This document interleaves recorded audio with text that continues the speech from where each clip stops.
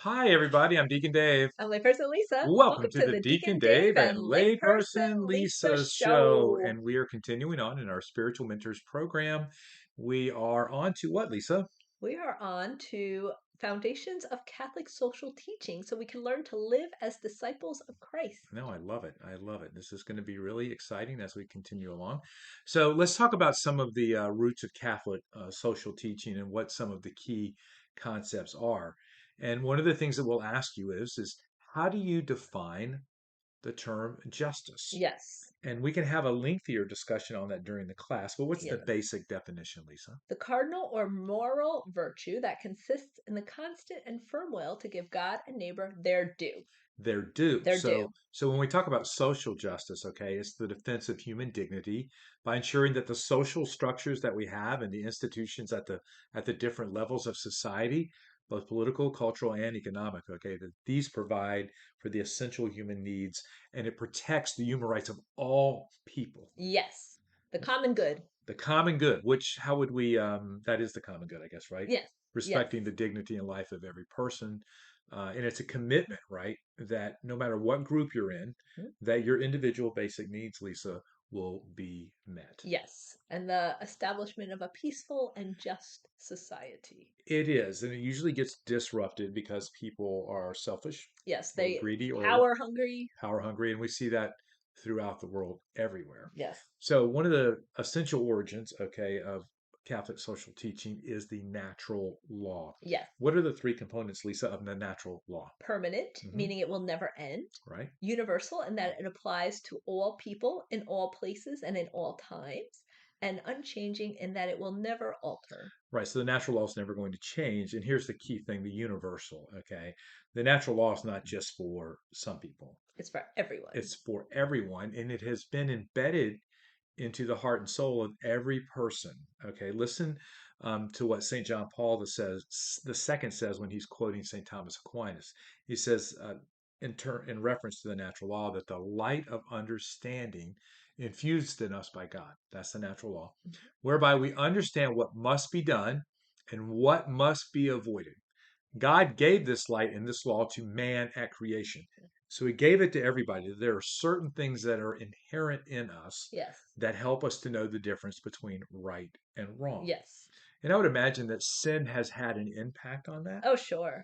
right? And I think one of the things that we talked about offline before we started was this idea that there are certain social structures, okay, that people are born into, Yes. and that these social structures can have a significant impact on how people view the world, view society, and how they should live out their lives inside of that group. And And how they view themselves. exactly, and oftentimes, like we were talking about gangs, we're talking about like other countries that have groups that just want to hurt people. Yeah. That you have people that are raised and conditioned, okay, to think a certain way. That's what they're supposed to do. Yeah, and it's That's the almost right thing almost. right. And so that natural law that was they were born with, Hmm. it gets completely lumped over, Yeah. right, with all of this indoctrination and training. Yes. Okay. So I want to ask the class, what are some examples of the natural law that you might could share with us? Hmm. That would be good examples of things that are just embedded in our heart and our soul. Yes. Okay. So, what is the most fundamental root of Catholic social teaching? The life of Jesus. Absolutely. I mean, the way he treated everyone, Hmm. right? Hmm. The way he always went to the poor, the Hmm. marginalized, and the sinners from the very beginning, right? Hmm.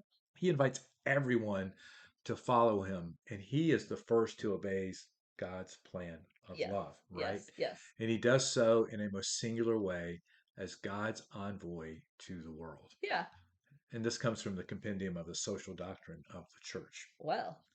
So, what about this washing of the feet exercise that we're going to have, Lisa? So we are going to have the class read John chapter 13, verses 1 through 17, and dive into the washing of the disciples' feet. And we'll ask, what is the basic meaning of this passage? Hmm. So, what is the basic meaning from your perspective, Lisa, as it relates to spiritual mentoring of this passage?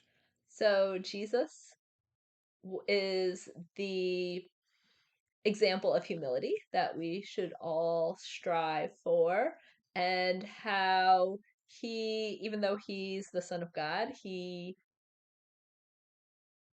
put himself in a position to wash people's feet, wash the disciples' feet, which is actually kind of the job of a slave. Mhm. But it just shows how Jesus came to serve So, in terms of relating this to the Spiritual Mentors Program, we and should do not enter mention. any session, right, with humility, Yes, yes. with an idea. And here's the thing: I've done many crucios where we've washed the feet of the people on the weekend, and when you are there, and we don't do that all the time, Lisa. No, It's just you have to just to show up. clarify. You have to show up to see if it's going to happen if you haven't been on a crucio. That's right. But it is amazingly powerful when you put yourself in that place of humility, okay, to wash the feet of someone else Oh yeah. and to experience the presence of God in that. And I think that's exactly when you get to the very heart of Catholic social teaching, it is an encounter with Jesus, Yes. right? Every other person as a creation of God, right, is important. Hmm. And so, if we look at each person as they were Christ Hmm. and encounter them that way, imagine how it would change the world. And I think part of this other part of implications for spiritual mentoring, Lisa, is that we journey with people, Yes.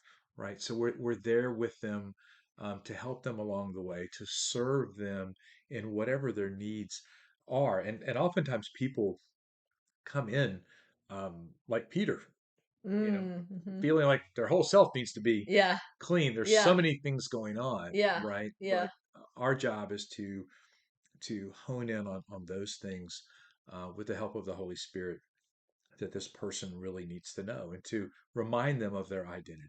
Yeah. And I think this is also, if somebody's like struggling with a decision or like a situation in their life, we can always try to point the way of love Hmm. to help them, either help guide them to making, to pray about the situation in that sense, or to maybe deal with somebody who's maybe they're struggling with getting along with in the way of love as well.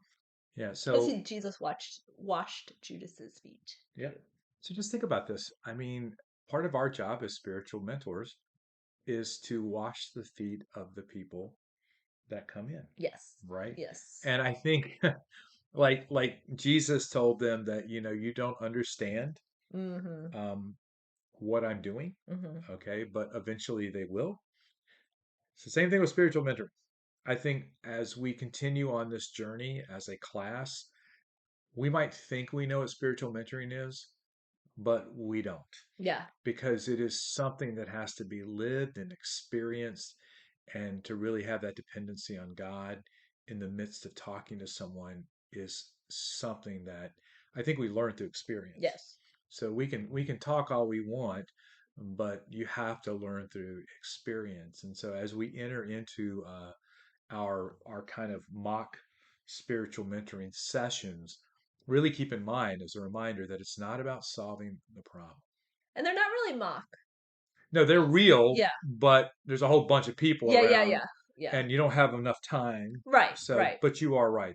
We bring real situations. Thank you, Lisa, to the table, and we are seeking to mentor in a real and effective way in concert with the Holy Spirit. Yes, to hear the Holy Spirit's voice and Right. what the Holy Spirit is sharing. So when we do begin this, remember, it's not about solving the problem. Okay. It's It's being an usher for God. right. Yeah. It's not about like cleaning their entire bodies. Right. It's about washing their feet Yes. and allowing God to actually be the one who washes Yes. their feet. Yes. Yeah, kind of exciting, a lot to look towards. And then we're going to talk about like some saintly examples, right? Yes. So you will be allowed to bring your cell phones to the class. Yes. Um, You will uh, need yes, it. for this, or otherwise you'll have to run to the library at the retreat center and try to figure out what's going on. But we'll talk about some different saints. So if you want to get a heads up on that, it's Saint Lawrence, Hmm. The deacon, St. Lawrence, St. Catherine Drexel, Saint Mother Teresa, St. Martin de Porres. and St. Francis Cabrini. Yes. So check those out, and maybe you can come to class a little bit more prepared, Yes, but you right? don't know which saint you're going to be assigned. So maybe you should just do research on all of That's them. what I mean. I think they should Oh. do all of them, right? Yeah. And how is this? How does this all apply to um, uh, How are they so saintly examples of Catholic social teaching? exactly, Yeah. exactly. So there are some key concepts in Catholic social teaching, and as we've been saying, they all revolve around the life and dignity of the human person. Yes. So what are those things, Lisa? The dignity of work and the rights of workers, Hmm. the option for the poor and the vulnerable, Hmm. the rights and responsibilities, call to family, community, and participation, care for God's creation, and solidarity. Right. And then we'll also talk about some other concepts of subsidiarity Yes. and the equal dignity, which we've been Which talking is about. everything that we're Yeah. going to talk Yeah. about. That everybody should be treated the same no matter the circumstances of their life or where they've come from. Okay. So we have a very busy slide here that we are going to talk some more about. Okay. So, what does the incarnation of Jesus affirm about every person? That every person is sacred. Right. And we talked about this at RC. Well, we talked about sanctification, But we right? also talked about sacred like months ago, Right. which means to be set apart. Right. So, in the Gospel of Life, it says, every individual, precisely by reason of the mystery of the Word of God who is made flesh, is entrusted to the maternal care of the church.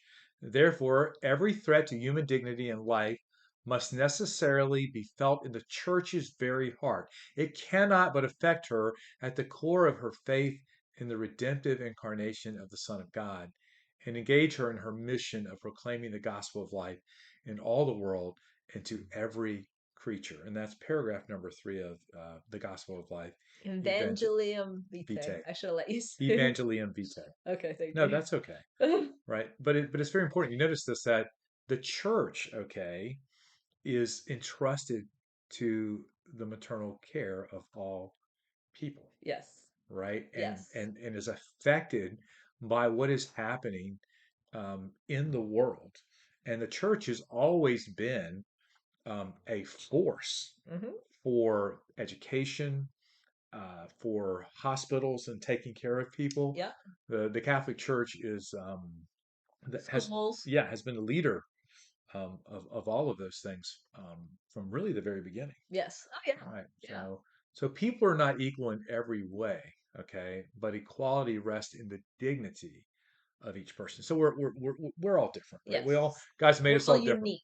right? With different skills and different things that we Gifts, bring. charisms. Right. But just because, Lisa might be more talented than me, it doesn't mean that her dignity is greater than mine. Correct.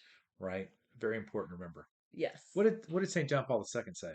That a person is a Good. good towards which the only proper and adequate attitude is love, which we mentioned.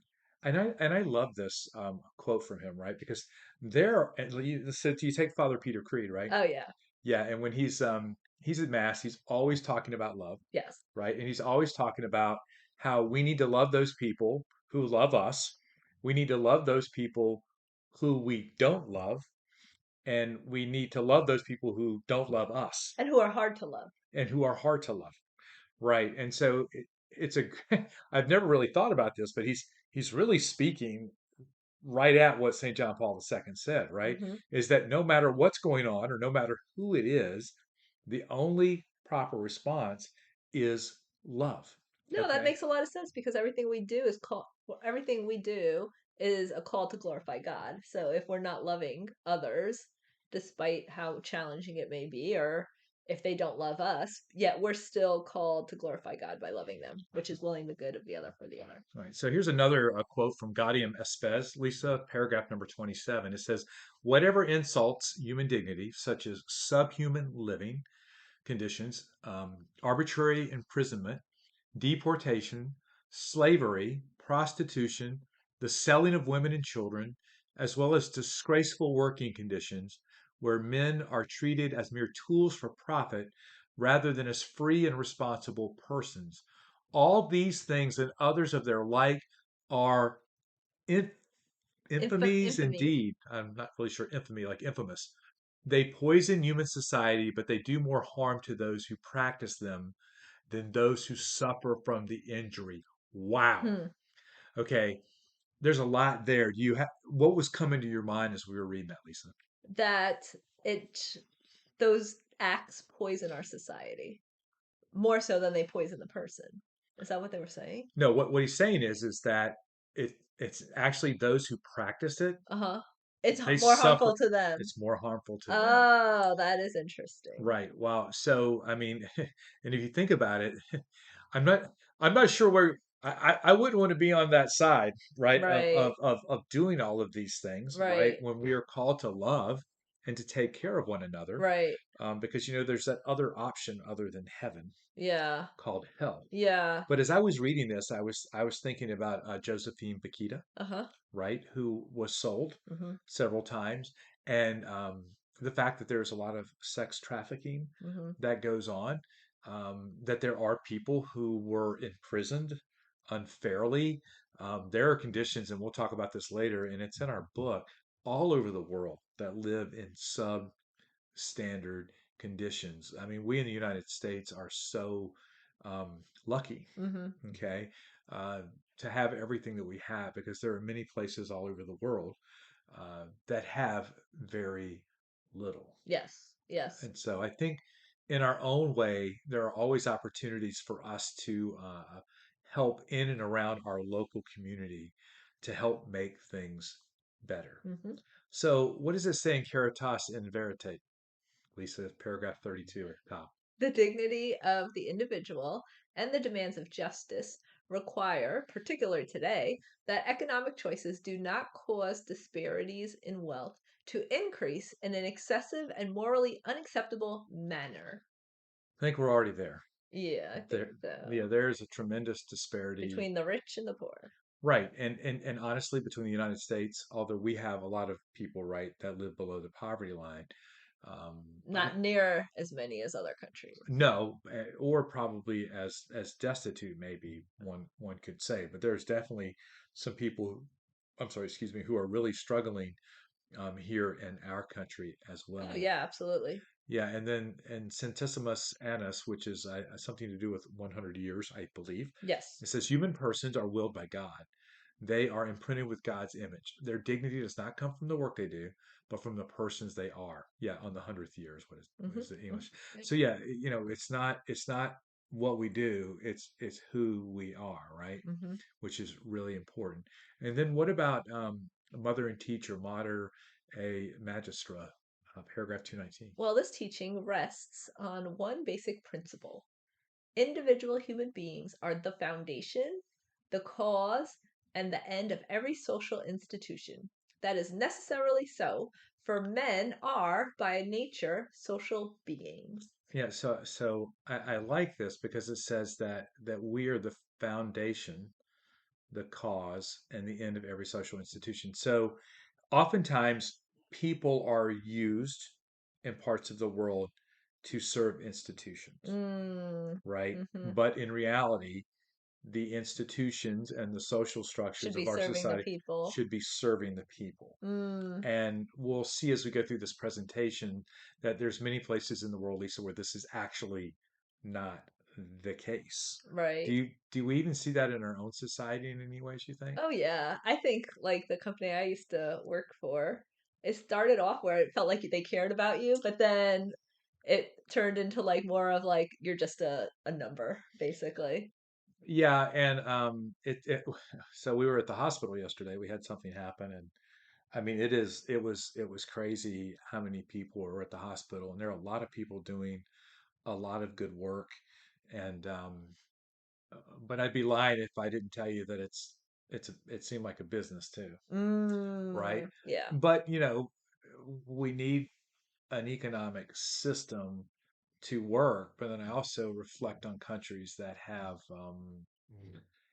free healthcare, Mm, right? And we don't have free healthcare right. here. Now, I'm not advocating for one way or the other, but there's even a disparity in the care that any one person it seems like can receive sometimes. Yes. I don't know. What do you think? No, I think so. I think sometimes if I feel like sometimes if somebody is maybe perceived as like lower income, Hmm. then they may not get the care that they deserve because they may, oh, your insurance doesn't cover this, or you don't have insurance, so we're not going to do this test. I don't know. And a That's what, lot of things are driven by the insurance companies, yeah. and they even Oh, say yeah. that, Yeah. right? You don't, you're not qualified to stay overnight, or you're not Mm, qualified to do this because of the insurance company. And it's sort of like one of the things that I've seen a lot is, hey, you need to go to physical therapy oh, yeah.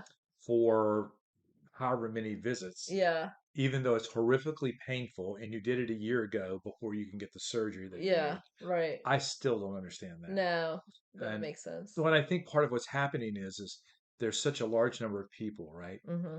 that we begin to set these rules up and we're not dealing with the individual person Right. as a human being. Right. And I'm not saying that's intended, but I can certainly say that it is an outcome that has happened as a result of the number of people that need whatever they may need. You don't get care based on your personal issue. You get care based on a flow chart. Well, if you think about it, I mean, it used to be you could call someone and actually someone would pick up the phone. Yeah. Now, half the websites I go look at, they have a chat box, Right. right? Or Right. send us an email and we'll call you back. Right. I'm like, where did all the 8 billion people go Yeah. that, because that being able to communicate with people is so important. And there are many people that need that, right? Because they don't understand how to use technology Hmm. or whatever the case may be, that they're just not capable. And to be able to pick up the phone and call someone Hmm. is kind of important, Yeah. Well, you it's kind of know? like how a lot of the cashiers are now self-serve, Yeah, yeah. which eliminates jobs. And for those who may not be comfortable using it, Hmm. it's not beneficial for them either. Yeah, so Debbie was going to the grocery store today, and she said, yeah, all of them were self-serve. And my Uncle Bobby, who worked in a grocery store forever, said he doesn't like any of that stuff because, in his exact words, it takes jobs away from people. Yeah. And one of the things we'll learn is that work and being able to provide for yourself is the very basis for human dignity. Yes. So yeah, it's like I think in many ways, hard work is a good thing. Yes. That seems to be a failing notion in Yeah. today's society, Yeah. or at least to me. Yes. So, big topic here, okay, with a lot of people on both sides of this particular, what would be called truly an issue, right? Hmm. Abortion. Hmm. So, what say you, Lisa? What does the catechism say? Well, Catechism 2270 says that human life must be respected and protected absolutely from the moment of conception. From the first moment of his existence, a human being must be recognized as having the rights of a person, among which is the inviolable right of every innocent being to life. Why were you laughing? Because I thought you were laughing at me. Oh, I was not laughing. I was Because actually, I was reading yeah, reading I it. was actually reading the other side to see what was coming up next. Sorry if I distracted you. Right. So yeah, so from the moment of conception till natural death, right? And so the church teaches that at the moment of conception, that is a human life. And because it is a human life, it is afforded the same dignity and rights of every other person that's currently walking around on the planet. Hmm. Okay. So here's the thing. What factors lead to abortion? The breakdown of the family. Right. Because, the family is the domestic church. Right. And so when you have a breakdown of the family, then that structure is not functioning the way it should. People feel pressured, maybe. Okay. And there, made no doubt about it, a lot of abortions are people don't feel like they have another choice. And, No, that yeah, yeah. right. And I think here's an important thing to remember. If we, Elisa, are talking to someone who is thinking about having an abortion or is going to have an abortion, guess what? They have the same human rights and dignities as every other person, Mhm. even though the decision that they are about to make is contrary to church teaching Hmm. and what we have been taught. Yes. So to not treat them with dignity in the midst of trying to let them know there is another way Hmm. is not acceptable either. And we see this so often. You know, you can go to the abortion clinic and there are people that are very negative, Hmm. okay, and outspoken. And then there are other people that are very loving and caring Yes. to provide an alternative. You can Yes. only imagine which one is more effective. Right.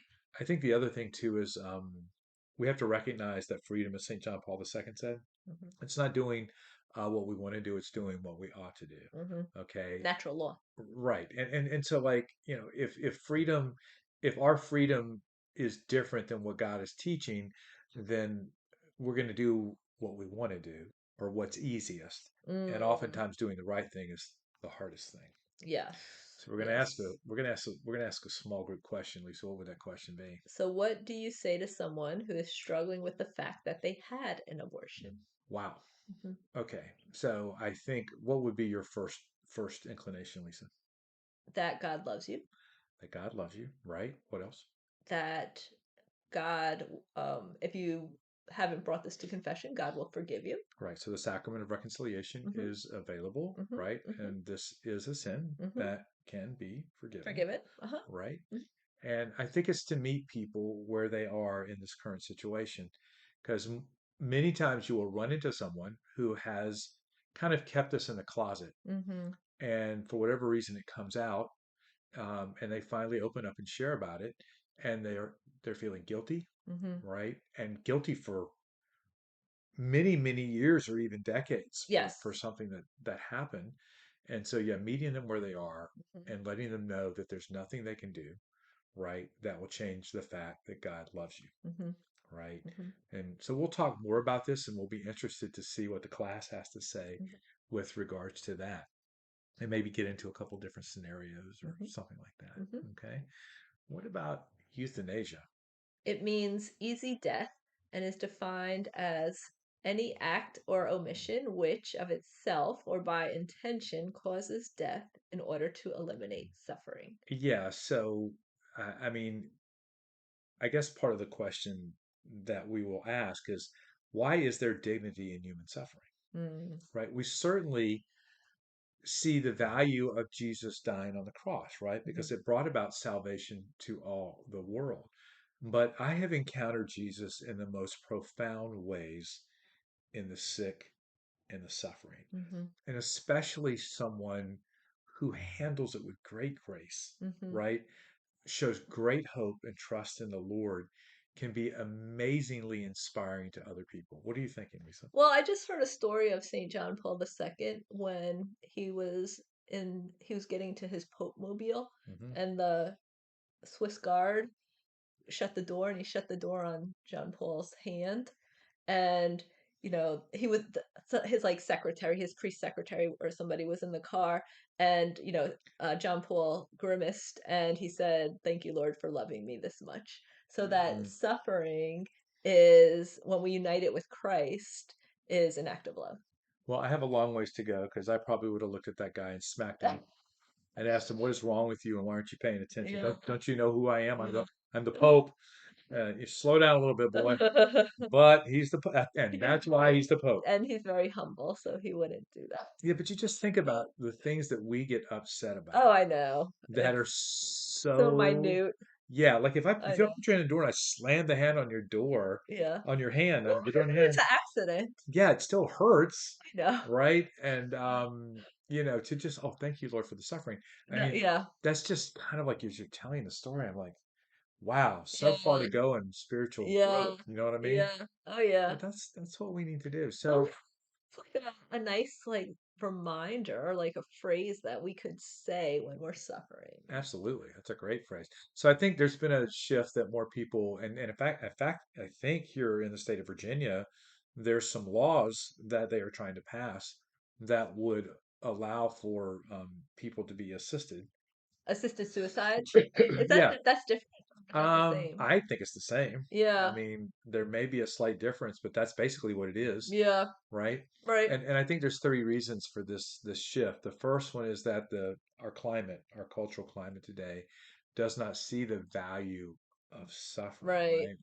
And people who neglect God often think they have sole control over life Mm. and death. And then, having an aging population puts pressure on a costly healthcare system like we just talked about a few minutes ago. And so, these are all like some of these are socioeconomic factors. Yes. Some of these are honestly spiritual factors where people have fallen further and further away from God. Yes. And I think we see that in society. Hmm. And as a result of this, hey, let's take the easy way out. Right. And it's not good. Right. So we're gonna have another small group question, Lisa. What will Yes. that be? We're giving you guys all the heads up you need here. So we're expecting lots of feisty participation. Yeah, feisty participation. Whew, I don't know, that wasn't the right word, I but like it. what do you say to someone who is struggling with a loved one who is suffering? Wow. Yeah, it is.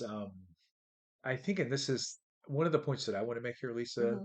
is so often we are tending to the person that's suffering and we're visiting the person that's suffering, but we're not tending to the caregiver, Yeah. right? The person that is journeying and walking with the one that is suffering. Right. And I will tell you, they need just as They're much suffering attention. too. Oh, they're totally suffering. I mean, Yeah. look at Mary, right? She's walking with Jesus Right. and she's at the foot of the cross. And all of these things are not easy to handle, especially if you're the mother of that, sorry, the mother of that child. I'm afraid to hit pause because I'm not sure I'll know how to get back. Okay. Pause, pause. But yeah, really, like I was in the hospital the other day, visiting someone, and the daughter was there. And so every time I see her or I text her, not only do I check on the person, but I check on the daughter as Yeah. well to see how she is doing. Yeah. And I think this is something really important for us to do. I mean, if you have someone coming to you in this particular case who's struggling with a loved one suffering, there are a number of things that they're dealing with, right? Hmm. It's not just the fact that that person is maybe dying. It's everything that goes along with someone dying, right? And the grief that goes along with that, and then Hmm. all of the practical things that need to be taken. So your mind can just start racing. Yeah. Um, Well, and I think the focus for the caregiver is so much on the person who is suffering right, that they neglect their themselves. own needs, like their own spiritual needs, their own physical needs, their own emotional That's a needs. great point. And I think part of what we can do as spiritual mentors is remind them that that's important. Yes. This is why community is so important, Yes. right? So that we have people in and around us that can help us in times of difficulty. Hmm. And as we would say in Curcio, that is Christianity in action, Hmm. Lisa. Yes. Okay. Yes. Small group of people helping one another. And we're back. Okay, so we are continuing on now to one of the particular parts of The social. foundation of Right, society. right, which is the community and the family, right? So this is one of those things that you listed, okay? So tell me a little bit about what family is, Lisa. The original cell of social life. Okay, the domestic church, like we talked about, right? The cradle of life and love. The place in which the individual is born and grows. A privileged community Oh, where morals are learned, potential is developed, and where one becomes aware of their own dignity. Why are you laughing? becomes aware of their dignity. Well, where it You becomes, corrected it. No, you're right. that's right, and where you prepare for your unique and individual destiny. The domestic It is the church. domestic church. And then part of this, right? A family is, in order to have a family, you should be married. Yeah. Yes. Concept, Yes. good concept, Yep. It's the foundation of the family. right? And It's and then what makes up a marriage? totality, which Right. is the complete giving of each spouse physically and spiritually. Okay, so can we stop there? So each person gives 100%. Well, it's not just that, right? It's a gift of self. Yes. Okay, it's a gift of self without wanting anything back. Notice the Yes. term totality is the complete giving of yourself physically and spiritually. And honestly, Lisa, I would tell you that I'm sorry that I'm boring. You're not. That I mean, it is talking about right. This we don't normally go this long, but that so often, even when we give ourselves physically, Hmm. right, in the marital act, there's often a selfish component to that, right? And Hmm. and there shouldn't be. And I think honestly, what I see as one of the biggest problems in marriage is an inequity in the complete giving of one's self spiritually. Mm. Because so often there are huge differences in the spirituality of each spouse, right? And if there's a mutual giving, oftentimes there is a spouse that wants to give and the other spouse does not want to receive. Really? So they don't necessarily, like, hey, I'm trying to get you to heaven, Yeah. right? And get you more involved in your faith, help you learn more about Jesus. And you're Yeah. like, no, I want to cut the grass and go work in the garage and do all of these other things because those things are more important. Right. And so this disparity that often exists, even in two Catholics, Mm. okay, can be a source of difficulty inside of the marriage. And then when you have people from two different faiths, okay, and here's the other thing: there's some like super solid couples, right? Yet, and they're from different faith traditions. Yet, there is still so much more that they could experience. I would submit to you in their marriage if they were both Catholic and they were both receiving the Eucharist. Mm. Yeah. That's my story, and I'm sticking to it, Lisa. Yeah. But it's hard to get that across to people. So what's the Right. next part of marriage? Unity? Well, Right. that you kind of just talked about, I think. Yeah, they're united in their bodies and a Yeah. total gift of self. And Yes. then what else? Indissoluble in that No, it cannot be. indissoluble. Yes, thank you. Yes, it's okay. Uh, Which means what? cannot be broken. And it demands fidelity and faithfulness. Right. So when we do prenuptial investigation for couples that are getting married, one of the questions is okay, do you promise, are you open to life? Right? Are you going to be faithful? Mm. And then does your spouse that you're going to marry, the person who's going to be your spouse, do they agree with these things that marriage is permanent, that they should be faithful, and that they are open to children? Huh. So in when each person is interviewed Yeah. separately and they take an Yeah. oath to not lie, Yeah. they're asked the questions, hey, do you think it's permanent? Are you okay with children? Do you plan on being faithful? Mm. Does your future spouse agree with you? Mm. And then the other one comes in and answers the same questions. Have you ever had a discrepancy? No, no. Yeah. I mean, it is like there have been a few things in and around children Yeah. sometimes, Yeah. but this is why the church takes this so seriously. Right. There's a whole series of questions that are asked Right. um, of anything that might affect a marriage. Right. Okay, maybe what I could do is actually for the class bring uh, Oh, the questionnaire. yeah, bring the Yeah. questionnaire in so that people could see it because the people that have been married probably don't remember it. And it's really it's very simple, but there are questions in there that we could talk about. Yeah. That's a great idea. So in regards to this, Lisa, what are some of the topics that we might discuss in and around family that might come up? Adultery, fornication. So wouldn't adultery and fornication be the same? No, fornication is outside of marriage. Well, isn't You're that not what married. adultery is? No, you're not married. Fornication is any type of act that is when you're not married. Oh, okay, okay, Right. okay, okay. Adultery is when you're married. Got it. Okay. So one could say that fornication is a form of adultery, but Okay. That's why I was confused. right. Okay. Masturbation, rape, prostitution, pornography, same-sex attraction, artificial contraception, cohabitation, and same-sex union.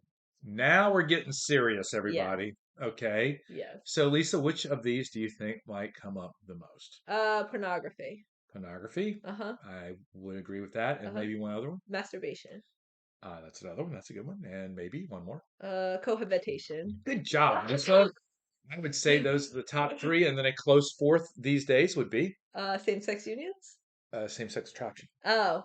Oh, sorry. Okay, Right, so they're right. twice So, I mean, or two different times. Yeah, yeah, but yeah, one leads to the other. yeah. So you're right. So what we're going to do in this class is we're actually going to have you pick out one of these, Or be assigned. be assigned one of these, and then go about explaining what the church teaches in regards to these and why.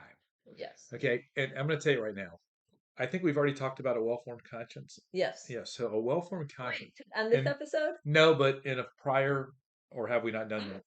we have. I But get basically, the closer we grow to Christ, the more intimate we are with Him. right, and the more we understand why these things, okay, are adverse to church teaching and not what God is calling us to do. But you would be surprised at, and I think the one that people have the most difficulty getting their heads around Mhm.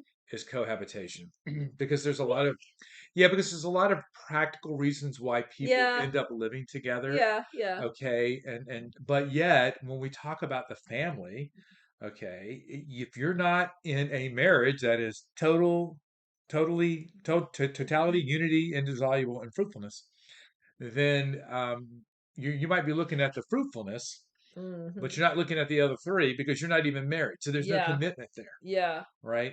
And so Right. cohabitation can lead to people never getting Yeah, no, that's true. married, right? Yeah, absolutely. There's no commitment Yes, yes. there. Okay, uh, there are people that believe that pornography is okay. Yeah. Oh, yeah, because they don't know any, they don't understand that it's like the people who are in the movie or whatever Yeah. are actually that's like undignified. Right, you are objectifying Objective, you're objectifying, yes. those And you're persons. supporting the industry. You're supporting the industry, which is, yeah, objectifying And many of those those people are people. trafficked and have drug habits that they become desperate to find, a way to obtain their drugs if they get into that. If you've ever talked to anyone who watches pornography, it is consuming. Yes. So you think that you are consuming the pornography, but in reality, it is consuming you because it Yeah. is drawing you into a Yeah. place, right, of complete just self, right, and Centered. Yeah. objectification Yeah. Yeah. of other people, Yeah. and it just draws you in. Yeah, there's actually studies that it affects like your like areas in your brain that makes it an addiction. No, it's not good, and I think that you will talk to people who do not recognize that it is destructive Hmm. to relationship. Yeah, I used to work with somebody who had like twin 16-year-old boys, and she would encourage them to watch pornography. Okay, Yeah. I'm not even sure what to say about that. Yeah. Because she didn't think there was anything wrong with it. Yeah, I think another one that people struggle with is masturbation. Yeah. Okay, okay. Look, so when you're masturbating, it's not a gift of self. Right. Okay, you think it's a gift to yourself, but it's not a gift of self, Right. right? So you are not your seed is being spilled. There's nothing self-giving Right. in what you're doing. And I think to really be able to, because people will say, well, I'm by myself, I'm not affecting anybody. Why is this a big deal? Hmm. And like you said, Lisa, the closer you get to God, the more you realize the selfishness that exists in doing something like that. Right. Right. So it's Right. really a maturing of our faith. Okay. So these teachings, in and of themselves, I think it's fair to say that people will struggle with some of these things. Okay. But we should have an openness to deepening our relationship with God so that we can better understand why these concepts are important to the health of our overall spirituality. Hmm.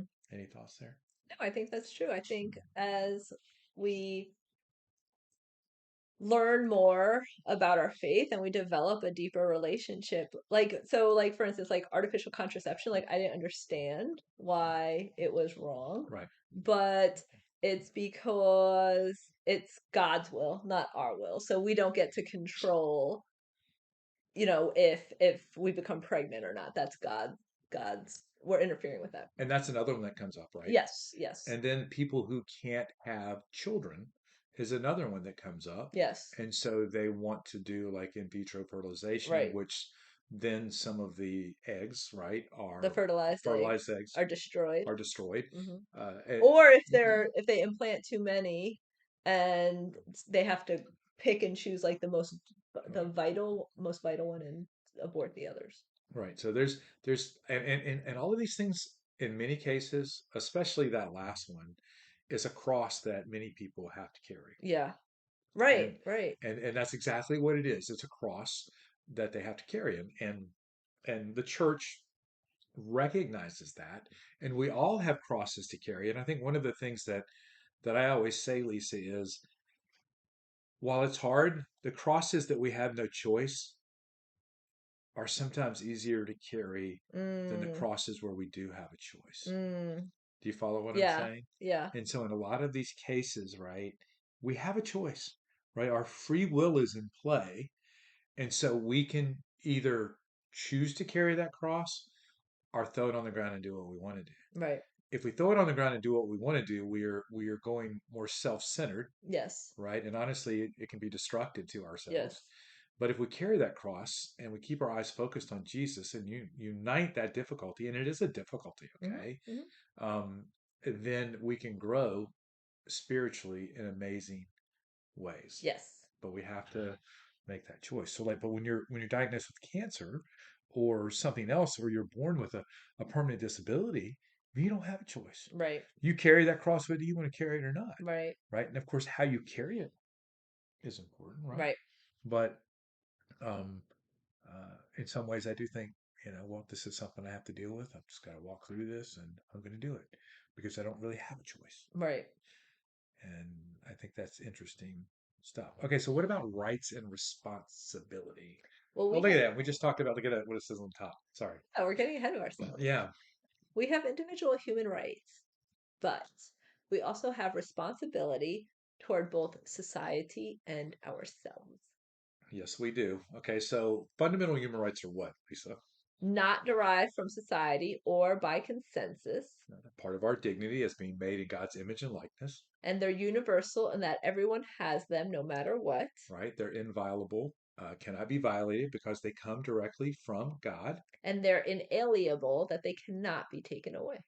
inalienable. Isn't that what I said? I don't know. We'd have to go back and watch the. Inalienable. Yes, I just said it with my own accent. that sounded perfect, right? And so fundamental human rights, okay? What are they? The right to life, Moral and cultural rights. the right to worship God, Yes, the right to choose freely one state of life. economic rights, Okay, so let's back up. the right to worship God. No, I'm going to go back to the. Do you want to say something about that one? Yeah, because I feel like that's kind of shut down. In a lot of ways, yes. Yeah, because you hear these stories of people praying on a right of way sidewalk, a public sidewalk, Hmm. uh, like for the so there'll be like an abortion clinic across the street, and they're on a public way, and they're just praying quietly. And I saw somebody get arrested on YouTube. Well, look, and they're taking God out of the schools, Yeah, right? yeah, Have they taken God off of our money yet? not yet. They probably will do that too. I was going to talk about the right to choose freely one state of life. Okay. Okay, that's like no, it's like okay, I'm gonna be married. I'm gonna be single. Like Yeah.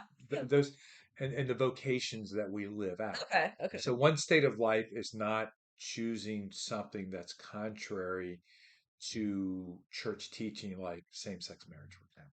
Got it. I Okay. just wanted to clear that up. Got it. Okay. Right. So some other fundamental human rights are our right to meet and have associations. Okay. Right to emigrate and immigrate. Do you know what the difference between those two is? Immigrate is when you come into a country. Emigrate is when you go out of a So yeah, country. emigrate, right, is when you're leaving, exiting. Ah, the Immigrating E is in. when you're coming in. Yeah. Right. Nice. And so with political rights, Mhm. okay. But the bottom line is all of these things that we just listed, okay, are essential to all I mean, I'm sorry, essential to all human rights is religious freedom, which Yes. we know is not everywhere. No, because it's interesting. I mean, so when I worked in the pharmacy for years, I could just say, no, I choose not to dispense this pill that can aid in an abortion. And that was enough. Like I had to send them elsewhere. But then, like towards the end of my career with this certain company, I had to sign like a waiver explaining why I was choosing not to dispense the medication, which I thought was kind of infringement on my rights. But Right. You know, I want to. So let's talk about the concept of subsidiarity, which you brought up earlier. Okay, and this is the responsibility for needs should be taken care of at the lowest possible level. yes. So, if things can be handled at the family, then they Hmm. should be handled at the family. Exactly. Okay. And then you can kind of move up the chain of society. We have our local community here at York County. Okay. And then you have the state government, and then you have the federal government.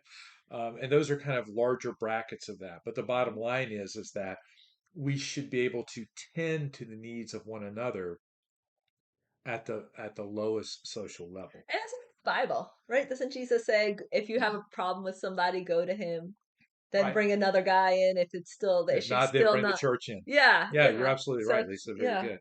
So, what is the compendium of the social doctrine of the church explain, It Lisa? explains that the principle of Subsidiarity. Yes. subsidiarity protects people from abuses by higher level social authority and calls on these same authorities to help individuals and intermediate groups to fulfill their duties. So once again, remember we said earlier that so the larger organizations, the government has a responsibility to the human person. Hmm.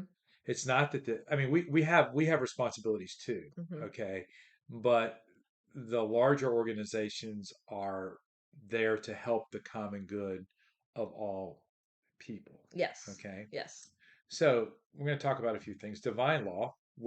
What is the source of divine law? The Trinity.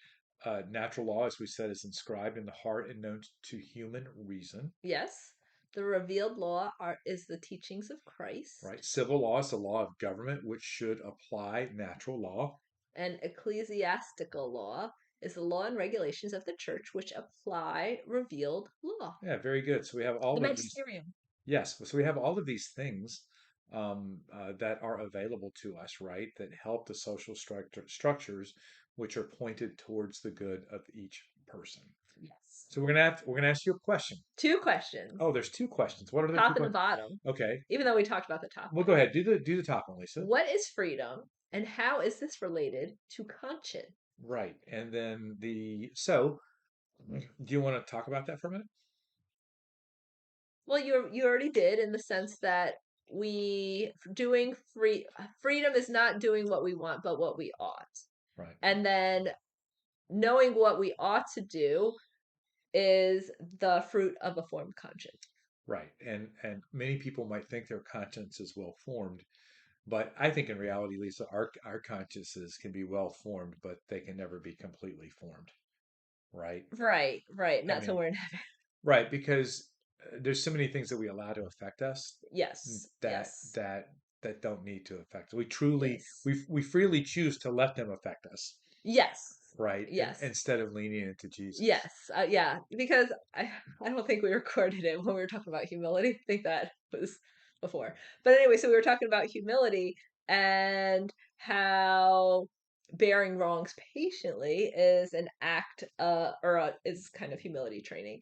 But it's like you just said, Deacon Dave, that Jesus is all that we need. So we shouldn't let these things like consume us or bother us because sometimes they will happen and we'll act outside like, oh, everything's fine, but inside we're like, start like, really, did that person just do that to me? Like a duck underwater. Exactly. Yeah, Yeah. yeah, yeah, yeah, yeah. But it's Yeah. going. And so I think that's like my biggest struggle is like, okay, I might not say anything externally, but inside I'm just like, Exactly. And I think that happens to all of us, right? And I think you'll see that in spiritual mentoring, where yes. people are really struggling with what other people are doing. Yeah.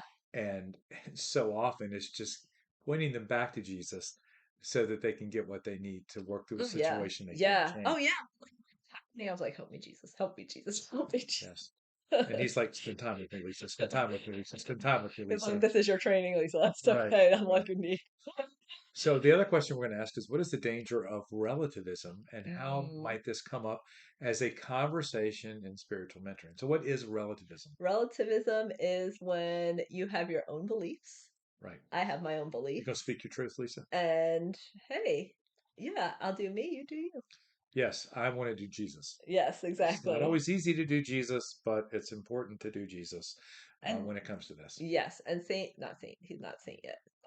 Pope Benedict the 16th said that relativism is the most potent, um, basically, it's like the destruction of our society. Right. What book was that in? Was that in Silence in the Ear, or where was that at? Oh, I've heard that years ago, even before Silence in the Year, but it probably wasn't Silence in the Year as well. Right. So we have to remember, okay, we have individual human rights, but we also have responsibilities toward both society and ourselves. Hmm. Okay. So it's not just, hey, gimme, gimme, gimme. Y'all, everybody got to treat me right. We have to, we have, we have things we have to do too. Right, You know what exactly. I mean? Yeah. So be prepared to talk more about relativism and maybe some of the ways that relativism is playing out, right, in our social structure today and how it might come up in spiritual mentorship. Yes. It's Okay. destruction of natural law too. Right. So what about the dignity of work and the rights of workers? Well, work was made for humans and not the other way around. Okay. So humans were not made for work. Exactly. So the origin of work is found in Genesis, right? God instructed Adam and Eve to subdue the earth and cultivate and care for God's creation. Yes, and St. John Paul II said carrying out this mandate reflects the very action of the creator of the universe. I love this because, like, when we work, we're reflecting the very action of the Creator, Hmm. right? I love that. And then St. John Awesome Chrysostom wrote, okay, idleness is harmful to man's being, whereas activity is good for his body and soul. Huh. I just think it's also important to have rest time for prayer. But that's not what he's saying. Idleness is like I like what should I do? What should I do? Right. You're just hanging out doing nothing all the Yeah, time. yeah, yeah. Right. And work can be a means of sanctification and a way of animating earthly realities with the spirit of Christ, which is from the Catechism 2427. I like that. And I think so often, like when maybe I'm struggling or I've got too much going on, one of the best things I can do is just go start using my hands. Go out and get Yeah, some you work like to done. do that. You like to do like physical labor Yeah. when, yeah, to give your mind a And rest. yeah, just get Yeah, out there, get some work done, yeah, you know. And here's the thing, work gives us purpose. yes. So we're I think we have to be careful with that though. well, I think what it means is that we have something we need to do that helps us to take care of ourselves, Mhm. to take care of our families, and then also to contribute to the common good of Yes, society. So yes. I'm not a leech. Right, I'm right. someone that's actually like out taking care of my business, my Yes, family, my yes, life, yes. and helping the greater good. Yeah, because I think if you use the word work, I think sometimes that can throw people off. Because I was talking to somebody today who's thinking about staying at home with her child, That is work. and that is work. Yes, Totally. because she was like, "Well, It's a vocation. yes," and that's what we talked about. Because she's like, "Well, I don't know if I won't have like I'll be struggling with my purpose." And I was like, and because I have somewhere like I went through this too. Like I have somewhere to be every day. And so we talked about like, okay, well, being a mom and staying home with your child is work, and that there's a lot of fruit that can come from that. Well, number one, it's a vocation, Yes, right? yes, Um, and then it's also, well, if the family is like one of the most important things, yes, then helping your children to be the very best they can and to be raised right, well, that's an awesome purpose, right? yes. But I think this is a good thing that will come up. This is a good this is a topic that will come up in spiritual mentorship because I've actually talked to several people in the last few weeks about that. Absolutely. So one of the questions we're going to ask you is what are the challenges with keeping the Sabbath, right? And why is this a concern, Mm, right? So often, and you and I have had this conversation many times hmm. about not working on Sundays, and that when you're a deacon, you end up. I don't really consider. That's not I don't really really consider work anymore. no. I don't consider anything I do work. But yeah, I mean, I much of my Sunday can become very busy, Yes, yes, and I can lose. And so, like, I stopped doing 8 o'clock mass yes, so that I could have time in the morning the way I normally do to spend with God. yes. which, I'm missing some of those people that I'm seeing, but it was also important for me to make sure that because if I don't do it in the morning, it's probably not happening, Yes. Yeah. right? Yeah. And speaking of vocation, which I mentioned, what is that, Lisa? Vocation. It's that little purple one right there. Oh, the Yeah. call to holiness emanating Emanating. Yeah. from baptism to live out your Christian identity, Right. Yeah. destiny. Yeah. And this is seriously going to come up in spiritual mentoring, right? Yes. What are your Yes. vocation? What is your purpose? Um, all of these things are going to come up. Okay. Hmm. So what's the threefold moral and positive benefits of work? Oh, they are that it allows you to express and develop as a human being, allows you to provide for your material needs, and you contribute to the larger community. How about that? Oh, and enable a people to fulfill their human destiny. Yes, and that's exactly what I said, right? Earlier. No, I said that earlier Okay. too. No, I asked you to say that when Okay. Okay. I had brought that up earlier, Yes, you that did. these are You did. all really important. And so often in society today, people might be thinking, well, maybe I can find a way to get paid and not work or get by with doing as little work as possible. Yeah. It's not healthy. No, It is no. not healthy. It is always more healthier for you to go out and earn and work for what you are being given. Yes. There is Yeah. dignity in that. Yes. Yes. So, what are some of the basic rights of workers that the church teaches, Lisa? Just wage, Hmm. rest, a safe workplace, one's personality one's personal Subsidies for the unemployed. subsidies for the unemployed, pension and insurance, social security, assemble and associations, and strike. Huh. Yeah, so these are the basic rights of workers, right? Yeah. That you can have some time off, that you can make some good money, that you're not going to be in danger, right? That you're allowed to be like you weren't allowed to be at that one job who you wanted to be, Right. Oh yeah. right? Right. That if you're unemployed for whatever reason, that there's a way for you to continue to take care of your family, Mhm. to take care of things long term, Mhm. all of these beautiful things, and then also to have like unions and things like that as well are acceptable to the church. Now, I've got another question, Lisa, down at the Yes. bottom. Another small group What discussion. Yeah, what are the challenges? No, we already did no, that it's the one. one below that. What's consumerism and why is it a problem? Is this a potential topic for spiritual mentorship? Mm. Yeah, I mean, with Amazon and everything else, QVC, which has been around for way before Amazon, Yeah. consumerism is not necessarily a good thing. No, well, yeah, because people try to fill the hole in their heart with materialistic things. So, like, they buy something like, oh, this is so beautiful, or like, oh, I love how I look in this new dress. And then, they wear it a few times and, like, oh, I need another new dress, or I need a new pair of shoes to go with this dress, or like, I need a bigger TV, or I need bigger house, Yeah. whatever it may be. And none of that really satisfies. No, Yeah, no. I think you hit the nail right on the head with that, Melissa.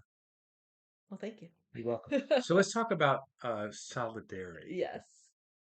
Solidarity can rightfully be connected with a mark of the church, Catholicity, Catholicity, which which means means universal. universal. Really? Yeah. Just say Catholic, which means Catholicity. No. Fra- Catholicity. Okay, Catholicity, There you go. which means So universal. what did Pope Francis say, He said Lisa? that Jesus speaks in silence in the mystery of the Eucharist, and each time reminds us that following him means to come out of ourselves and not make our life our possession, but a gift to him and to others. Wow. And we're going to ask you, how might that quote be related to spiritual mentorship? Right? Our life is, I love this. Our life is not a possession. Our life is not our It's own. something to give. Right? It's meant to be It's a given gift. away. And that's how you find true freedom too, Yeah. right? Like what we said earlier, like everything that we do is a call to glorify God. And I think that kind of summarizes it. Yeah, it does. And I think instead of us taking everything in and getting things for ourselves, right? It's always more satisfying when you do something for someone else, Yeah. No, I or you do agree. something for God. Yeah, no, yeah, I think like when you when your will and God's will is uniform, and like, there's like those moments and you're like I feel like this is like so free. Yeah. So I can't read that. It says peace is increased through the Where you are. virtues, right? The green arrow. Peace is increased through the virtues. You are correct. Right. And so we refer to the peace prayer by St. Francis of Assisi, right? Yes. So faith and hope, Trust God and not yourself. courage and compassion, Move us to action. humility and kindness, Put others first. patience and perseverance, Stay on course, fighting for justice. civility and charity. Treat each other with respect and love. Yeah, notice how all of that ties back to the common good, Mhm, right? mhm. And this is really what makes solidarity a moral virtue. It's this thinking of God and everyone else first. And we've talked about this 100 times, Lisa. If everybody thought about everybody else Mhm, first, mhm. what would this world look like? Beautiful. It would be amazing, right? Yes, yes. So we have some questions. I'm not really sure Well, what that so was. like all those things though that we just mentioned, those are like when we're growing in holiness, like those Yes. things become more a part of us. Yeah, they just naturally start Yes, coming out of us, right? yes, yes. That's good. So, what factors in today's society are attacking the virtue of solidarity? Mm, And we're going to ask this, okay? mhm. How do we counteract these attacks? Would any of these factors show up in spiritual mentoring? And Yes, if they do, how would you deal with it? yes, Right? There's a lot of inequities, yeah. okay, in our society.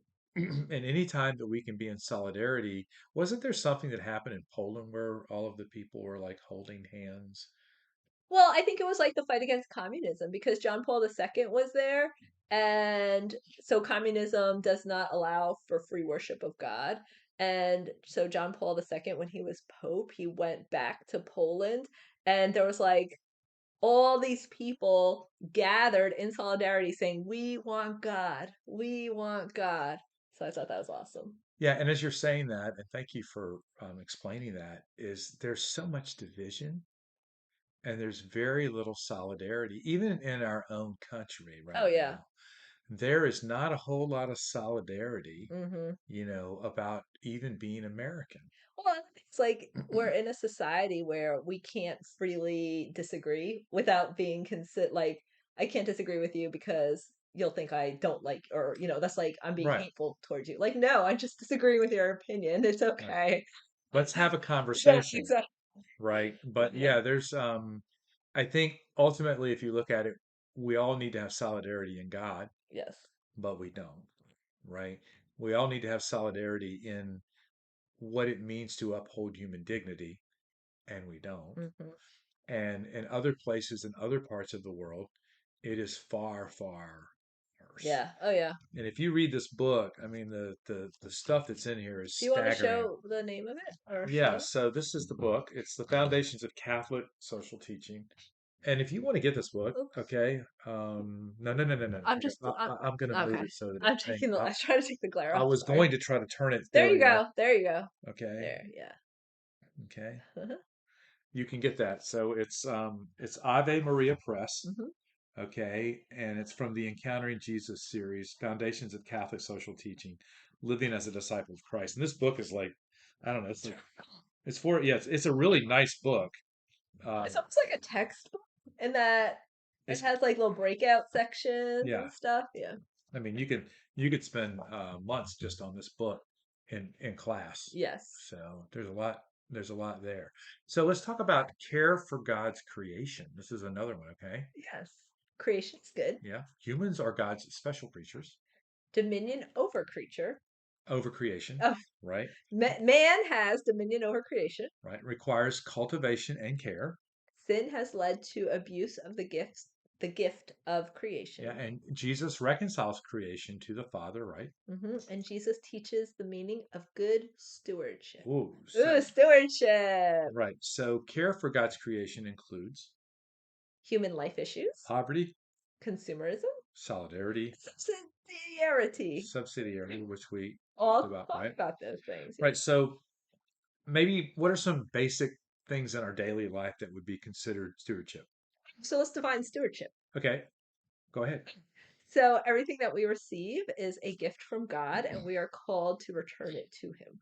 Yeah, it's like if I borrow Lisa's lawnmower Hmm. and I give it back to her and it's all broken and torn up and not full of gas like she gave it to me, that's not a good example of stewardship, Yes. right? But if I give it back to her exactly the way I found it, Or if and I polished cleaned it diamond. up a little bit, right, then that would be an excellent example. And I always like to say that God is both the giver and the receiver, Ah, yes, yes, right? Because yes. He has given us everything, and then we are called to give it back to Him, Mhm, right? So mhm. I kind of like that. So what are some like kind of daily life things, Lisa, that We might be can included? save energy Yeah, by we could. shutting off the lights Yes, we when we're could. not there. You're definitely a steward at your house. Oh, totally. Yeah, Yes. recycling. Yes, not littering. Yep, plant a garden. In fact, if you don't litter and pick up some garbage Yeah, and simplify your lifestyle, Lisa. and join a cleanup group. Right? You can write your lawmakers And and you ask for can change. Oh, yes. And you can pray. Yeah, so there's a lot. Those are just a few things that we can do. Yes. So we will ask you, okay, to look at Luke chapter 19, verses 11 through 17, with regard to what is stewardship. Mm-hmm. But I have some exciting new 10 commandments for you based on the environment. Number one, you must cooperate with all creation. You think about this. We have to cooperate with creation. I mean, God has given us this planet, and just if you just think about how the sun works and how far away it is and just how everything works and the cycle of everything, it is like crazy amazing, right? Mhm. And it's like if you plant crops too many years in a row, the soil will lose. You have to rotate them. You have to rotate them, Hmm. right? So Hmm. that's cooperating with creation. Or if you are in an arid area and you're using very water consuming plants, that is not good stewardship because you're using excessive water. Exactly. So we must strike a balance between materialism and nature, Hmm. right? Because much of what we use, if not all of it, comes from nature. Yes. You must consider the entire planet in any environmental Right. questions. You must place human rights ahead of scientific advances, And you must remember nature is a gift from God. balance development with preservation, And share goods with the world. collaborate to protect the environment, Adopt a lifestyle of sobriety, temperance, and self discipline. and keep a spirit of gratefulness for God's gift of creation. Yes. I think oftentimes, our environment can be completely abused because of greed or, the Hmm. desire for people to make money. Oh, I have a good example. So in Pocosin, where I live, there's there was this they called it the Big Woods, and so it was like all these trees and nature, and there's actually a little trail that you can walk, and now they're building homes and apartments and townhomes, and all the trees are gone. So if you go on the nature trail, all you see is construction and houses. Well, and here's the thing. I mean, obviously, people have to have places to I live, know, but right? And I think more and more what they're doing is trying to develop neighborhoods that maintain these sort of things. I do say that sometimes they go overboard, yes, right? And so striking that balance that we talked about can be difficult because, few trees and it would have been fine. right, right. And it was a rather dense neighborhood. I was surprised by that, to be Yeah, honest with you. I didn't think they would ever do that. yeah. Cosin will no longer be a sleepy little town. No, I know. There's some Pocosin traffic today. Yeah, well, there's not a whole lot of roads in Pocosin. So, well, listen, we have made it to the end, but I will tell you that while we cover the basics of what's in here, there's so much more in this book. So, come prepared to talk about everything, To dive deep. to dive deep. And honestly, as you're listening to the end of this, I don't know whether I'm going to break this up into little 5-minute segments Here or is a hint. Watch a little each day. that's a way to do it. So, yes. So hopefully you figured that out. Well, or we can just put it in the comments or post it on YouTube. I'm Deacon Dave. So We'll Lisa, see you in April. bye. Marathon episode.